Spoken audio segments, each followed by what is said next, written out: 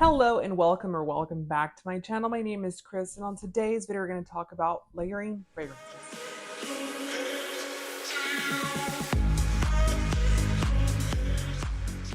This is a topic that I've put off for quite a bit of time, not because I don't believe in layering fragrances, but because some companies out there actually market certain fragrances for this, but they charge you quite a bit for each individual fragrance. And that can be a little bit problematic, if you will, when it comes to pricing. I'm not sure what person can afford to buy a $300 fragrance and then have to buy another $300 fragrance to really create a beautiful scent. I think it should come out of the actual bottle itself instead of having to buy multiple ones. But that's just my opinion, and that's the reason why I've kind of have put this to the side. But I do layer fragrances. I do believe in layering fragrances. I think it's a very great way of grabbing fragrances that you may not like on their own and really just zhuzhing it up, or grabbing two beautiful scents to create a magical scent. So let's get into this. Let's talk about fragrances. Let's talk about layering fragrances. Let's talk about what works and what doesn't. So the key thing about layering fragrances is you're going to want to grab two things that are going to either enhance each other or complement each other. Give me compliments. You're not going to grab something, for an example, a vanilla with an aquatic marine type of fragrance, because that combination may not work. I'm not saying it won't. In certain cases that may work. Again, fragrance is subjective, and whatever you do like and whatever does work for you may not work for someone else, and that is okay. That is fine. Follow your own rules and your own guidelines based on what you like. But traditionally speaking, there is a format that works pretty well. I have a couple here that I want to give you. So first one I have found that works very well is mixing a floral fragrance with a musky fragrance. This tends to be a very beautiful combination. It really creates a fragrance that is going to be fresh, light, airy, modern, kind of flirty and sophisticated, depending on the fragrances that you are going to mix together.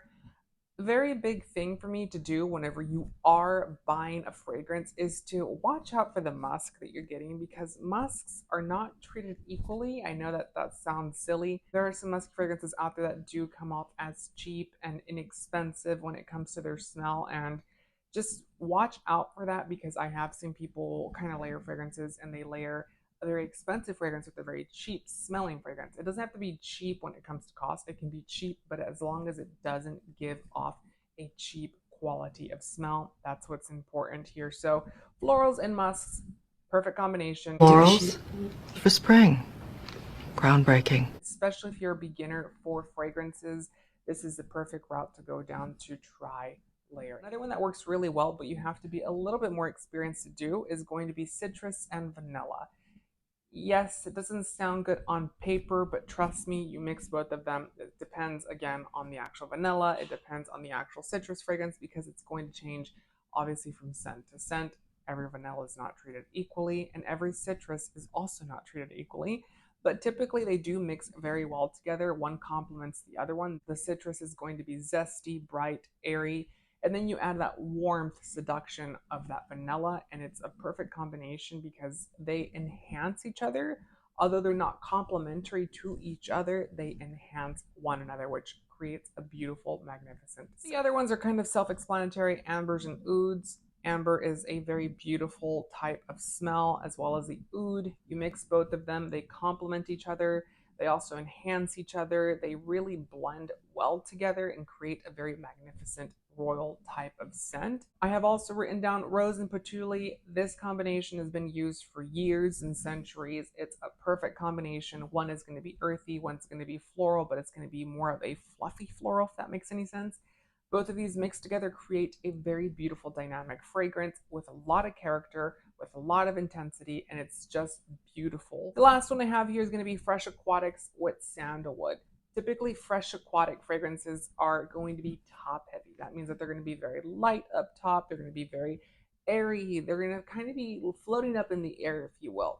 And then you grab something like a sandalwood. It's going to ground it and give it character, which I feel like a lot of the aquatic type of fragrances that are marine also tend to miss that. They miss that grounding note, which is going to be, in this case, the sandalwood. You're probably wondering, do I have to go out and purchase a fragrance to try the layering combination, or to find my perfect layering combination? And the answer is no. The perfect way that I started off, I think everyone else has started off to do, is go into the department store. Well, maybe a Sephora, because department stores you're going to get haggled to buy something.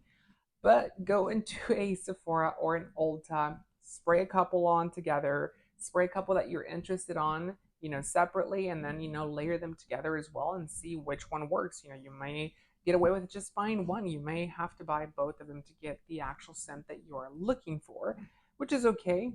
Another way is to get samples. If you can get samples of both of them, layer them together, that is the perfect way and the most affordable and inexpensive way to try out layering for yourself. Because again, these will work together, these formats, the florals and the musk, ouds and the ambers, and so on.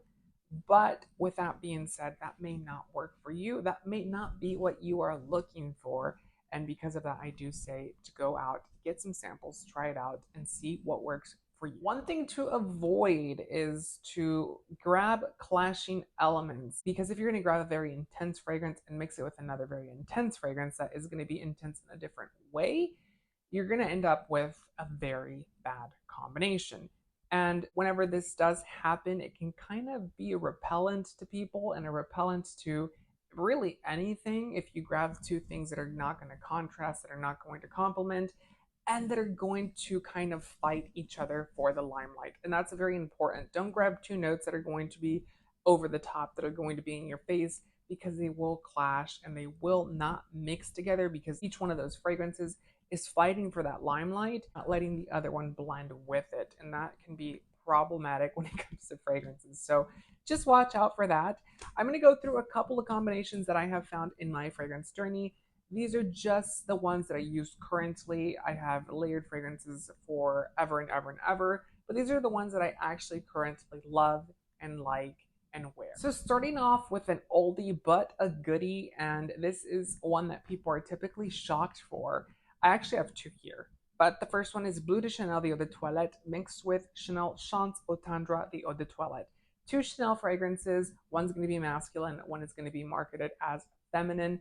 Both of these mixed together are just delicious. You grab the very earthy masculine traits of Bleu de Chanel and you soften the corners up a little bit with that floral, fresh fragrance of Chance Au Tendre. Just a magnificent scent, just a magnificent combination. Both of them together complement one another because they're both going to be kind of fresh, if you know what I mean. But one is going to be more serious, one's going to be a little bit more playful and flirty, and those two mixed together create a magical combination that is just fun and playful and airy. The next one I have, and this is the one that I used to do quite a bit when I worked for Dior, was Sauvage, the Eau de Toilette, mixed with Jada, the Eau de Toilette as well. Both of them are going to be a little bit on the fresher side, but you're grabbing again the serious notes of Sauvage and you're mixing them with those beautiful playful notes of the Eau de Toilette of Jadot, and that is just beautiful. That blood orange comes alive with that beautiful ambroxan and the Sauvage, which just creates a magnificent scent. Pamplemousse Rose, which is going to be part of their cologne line. It's very fresh, it's very airy. I love this fragrance by itself, especially if you really don't feel like wearing fragrance, but you just want to get out of the door and you don't want to leave without fragrance. If you're like me, you never leave without fragrance. Mixing that with Rouge Velour by Yves Saint Laurent. Now, both of these stand out on their own. Both of these two can stand on their two own legs. But here is the thing about Yves Saint Laurent's Rouge Velour. Yves Saint Laurent's Rouge Velour is very beautiful. It's one of my favorite fragrances of all time.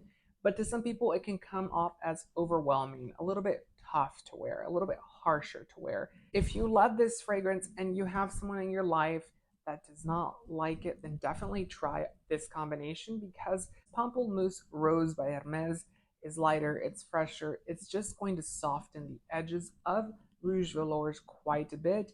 It's going to create a very beautiful light fragrance, but it's not going to lose the character of Rouge Velour, which is what I love about this combination so much. It's just going to make it a little bit more casual, a little bit more wearable, and not so dramatic as Rouge Velour typically is on its own. This combination, I have to say, is my favorite. I discovered it by accident because I sprayed one and I was like, what am I wearing? I think I'm wearing this. I sprayed the other one and it just created the most complimented fragrance I have ever gotten complimented on, and it's just a fantastic actual combination and layering of fragrances. So it's going to be Christian Louboutin's Lubirage, mixing it with Bond Number 9's A Signature Scent. Very expensive, each one on their own. Both are great on their own, but when you mix them, let me tell you that if a very, what is it, the black card from Amex, which is supposed to be a status symbol, had a smell, this is what this would smell like. This smells like luxury, like expensiveness, like a very beautiful trip. It smells like a very expensive multi-million-dollar house. It's just the smell of luxury. Like I said, it's beautiful. Both of them have beautiful sandalwood. Both of them have a creaminess to them, but there are some floral elements into them. There are some earthy elements into them.